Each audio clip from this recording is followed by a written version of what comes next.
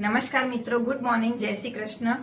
અત્યારે ખૂબ જ પવિત્ર એવો અધિક માસ ચાલી રહ્યો છે, તો આપણે અધિક માસમાં આવતી એકાદશી વિશે વાત કરીશું। મારા આ વિડીયોને પણ જરૂરથી લાઈક કરજો, શેર કરજો અને મારી ચેનલને સબસ્ક્રાઇબ કરજો, સાથે બેલ આઇકન પ્રેસ કરી દેજો। ભગવાન શ્રી હરિ વિષ્ણુને પ્રિય એવા અધિક માસ એ અત્યારે ચાલી રહ્યો છે। ભગવાન હરિએ પુરુષોત્તમ માસનું મહાત્મ્ય સમજાવતા શ્રી નારદજીને કહ્યું કે નારદજી, જે પણ કોઈ મનુષ્ય આ અધિક માસમાં ભક્તિભાવથી મારું પૂજન, અર્ચન અને વ્રત કરશે તો તે વ્યક્તિ ધન, સંતાન અને વૈકુંઠની પ્રાપ્તિ કરી અંતે મારા પરમધામમાં મોક્ષ પામશે। આ માસમાં મારી પૂજા સર્વશ્રેષ્ઠ ગણાશે અને એમાં આવતી એકાદશી કે જે તિથિ મને અતિ પ્રિય છે, એ દિવસે કોઈ પણ નર નારી મારું શ્રદ્ધાથી પૂજન અને વ્રત કરશે તે વ્યક્તિ મને અતિશય પ્રિય થશે। માટે જ પુરુષોત્તમ માસની 11ને ભગવાન વિષ્ણુનું પૂજન અને શ્રી હરિને પ્રસન્ન કરનારું નીવડે છે।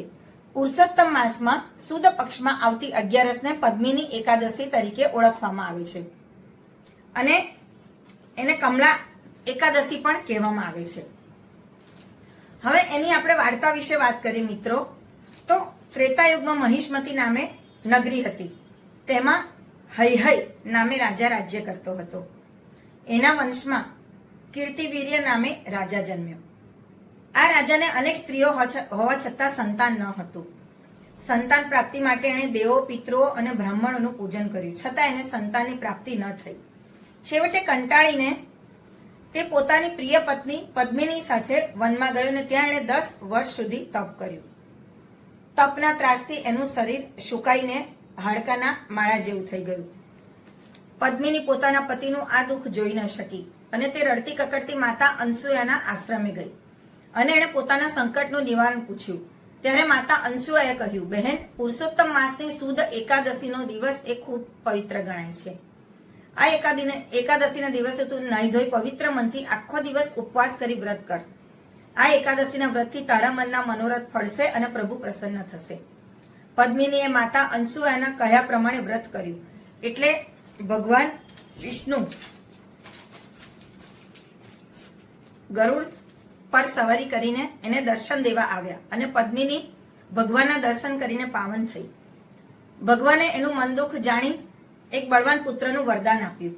રાજા પદ્મિની ભગવાનનું વરદાન પામી પોતાના પતિ સાથે નગરમાં આવી અને થોડા વખતમાં રાણીને એક પુત્રનો જન્મ થયો। કેવો પુત્ર? દેવ, દૈત્ય કે માનવથી ન જીતાય એવો તે આવા અજીત પુત્રની માતા થઈ। તો આ હતું અધિક માસમાં સુદ પક્ષમાં આવતી પદ્મિની એકાદશીનું વ્રત, એના વિશે મેં તમને વાત કરી। તો મિત્રો, ખૂબ જ પવિત્ર એવો પૂર્ણ પુરુષોત્તમ ભગવાનનો અધિક માસ ચાલી રહ્યો છે, તો તમે પણ ચોક્કસ આ 11ની કથા સાંભળશો અને બીજાને શેર કરશો। ફરીથી નવા વિડીયો સાથે ફરી મળીશું। જય શ્રી કૃષ્ણ। પૂર્ણ પુરુષોત્તમ ભગવાનની